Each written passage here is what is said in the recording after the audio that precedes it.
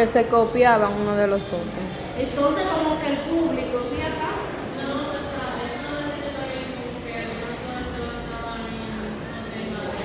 Tenían como la misma temática.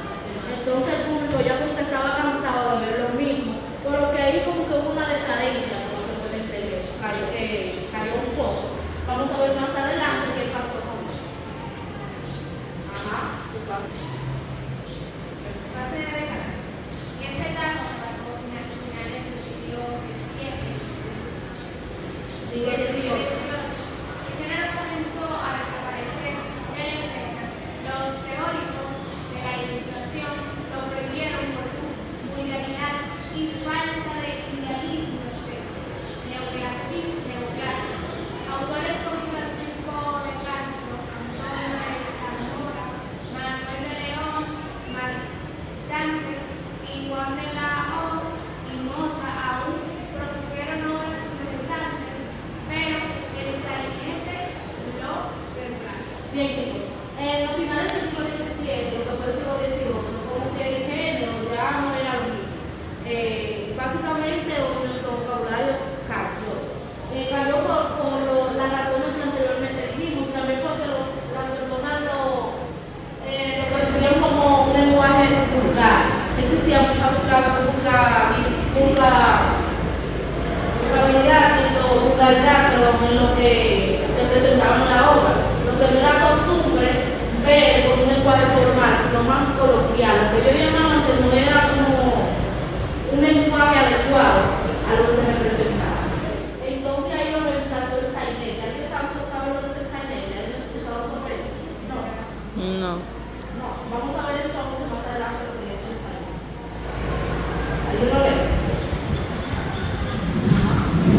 El sainete era una pieza de carácter más extenso, con un argumento más desarrollado y menos lírico que es el entremés. En este nuevo género destacaron figuras como el Permite. a Franceado, el Castrijón Majo y el Ábato, presuntuosos siendo Juan Ignacio González del Castillo y Ramón de la Cruz, importantes escritores del sainete. Entonces dicen que el sainete era más extenso que el entremés, ¿cierto? Que era un carácter más extenso, un movimiento más desarrollado y menos lírico. Era más claro que el entremés y también se daba mucho como el perímetro afrancesado. ¿Alguien tiene una idea de eso? El perímetro afrancesado. Cuando decimos afrancesado, ¿qué se podrá significar? Esto viene siendo algo de Francia. Algo de Francia. Podría haber diciendo una persona como que adopta la costumbre de Francia. En nuestro caso, ¿cómo se dice?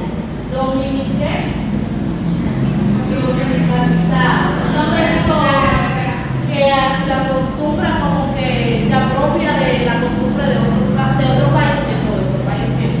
Entonces, el sainete como que reemplazó en sí lo que fue el entremés. Aquí se ve la recuperación y reivindicación del entremés. ¿Alguien lo ve? A ver, de los que no han participado, chicos, amigos, acá. A ver, acá. En el siglo Y 20. hubo autores que recuperaron y reivindicaron la tradición del entremés, siendo los autores de teatro los primeros en hacerlo. El entremés formaba parte del teatro menor, junto con otros géneros como la loa, la milanga, el fin de fiestas, la macara, el baile entremesado y etc. ¿Qué nos quiere decir eso, chicos? En el siglo XIX y el XX, el entremés sí en sí volvió, pero no como se veía anteriormente, volvió acompañado de otros géneros, de los que acostumbramente sí podría verse actualmente, pero no siendo como el entremés que vimos anteriormente. ¿Entendido, chicos? Claro.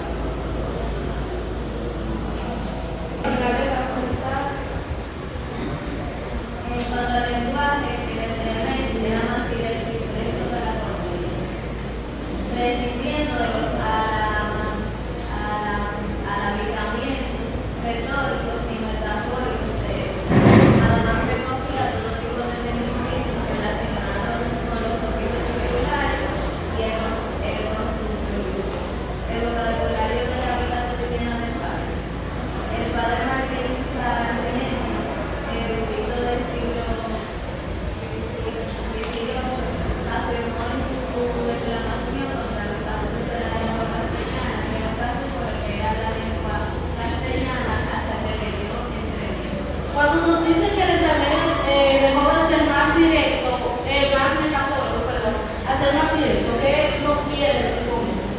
Amá. Que ya no trabajaban tanto lo que querían llevar, enseñar como lo que era el humor, por ejemplo, la ironía, sino que ya lo decían directamente. No lo disfrazaba ya, ¿verdad? Sí. Entonces el entremeses nació siendo un género más directo, ¿entendido?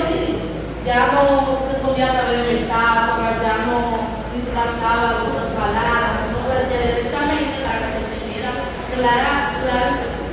Bien, chicos, ¿alguna duda que alguien ustedes tengan sobre lo que es la historia del entremeses? Menciona ahí sobre la lengua. Entonces dice que la lengua que es castellana, En realidad el entremeses nació en España. ¿Usted sabe en España?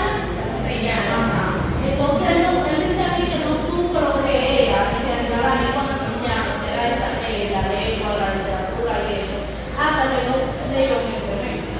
Es decir, que no supo en realidad lo que era el lenguaje que se hablaba en sí, donde se encontraba, hasta que no leyó, porque él mismo que el Entremeses usaba mucho arcaísmo.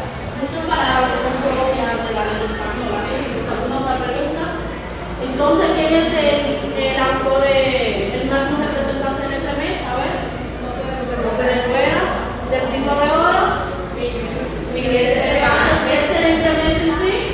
Es una obra corta que se presentaba entre obras entre medio y obras pascadas, con el fin de entretener al público. Muy bien, chicos. Espero que les haya dado algo, que lo sigan practicando y sigan investigando más sobre lo que es el entremeses. Muchas gracias.